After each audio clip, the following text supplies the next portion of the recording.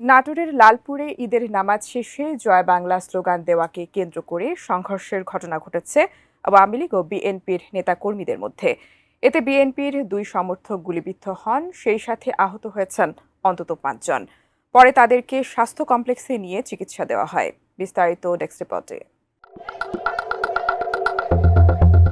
পবিত্র ঈদুল ফিতরের নামাজ শেষে জয় বাংলা স্লোগান দেওয়াকে কেন্দ্র করে নাটোরের লালপুরে বিএনপি ও আওয়ামী লীগের কর্মী সমর্থকদের মধ্যে দফায় দফায় সংঘর্ষ ও গোলাগুলির ঘটনা ঘটেছে। সোমবার বেলা 11:30টার দিকে লালপুর উপজেলার রামকৃষ্ণপুর চিনি বটতলা এলাকায় এ ঘটনা ঘটে। সংঘর্ষে একজন গুলিবিদ্ধ সহ 4 বিএনপি সমর্থক এবং এক সাংবাদিক আহত হয়েছেন। এ ঘটনায় অভিযান চালিয়ে সন্দেহভাজন 9 জন আওয়ামী লীগের সমর্থককে আটক করেছে পুলিশ। আহতরা হলেন ওই এলাকার সাব্বির, সুজাত, মহসিন, জিয়া এবং খোলা কাগজের লালপুর প্রতিনিধি তুষার ইমরান।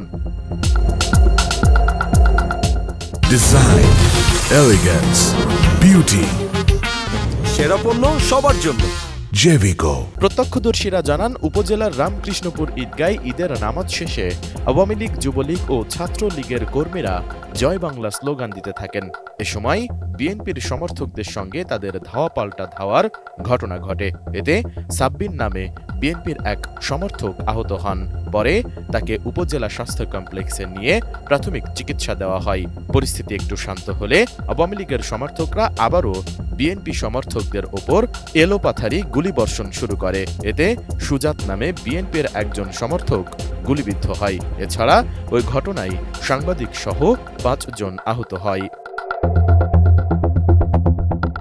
পরে পুলিশ ও সেনাবাহিনী সহ আইনশৃঙ্খলা বাহিনীর সদস্যরা ঘটনাস্থলে গিয়ে পরিস্থিতি নিয়ন্ত্রণে আনে। পরবর্তীতে রামকৃষ্ণপুর গ্রামে অভিযান চালিয়ে জিজ্ঞাসাবাদের জন্য সন্দেহভাজন 9 আওয়ামী লীগ সমর্থককে আটক করে থানা হেফাজতে নেয় পুলিশ। এ বিষয়ে লালপুর থানার ওসি নাজমুল হক বলেন, ঘটনার পরপরই ঘটনাস্থলে অতিরিক্ত পুলিশ মোতায়েন করা হয়।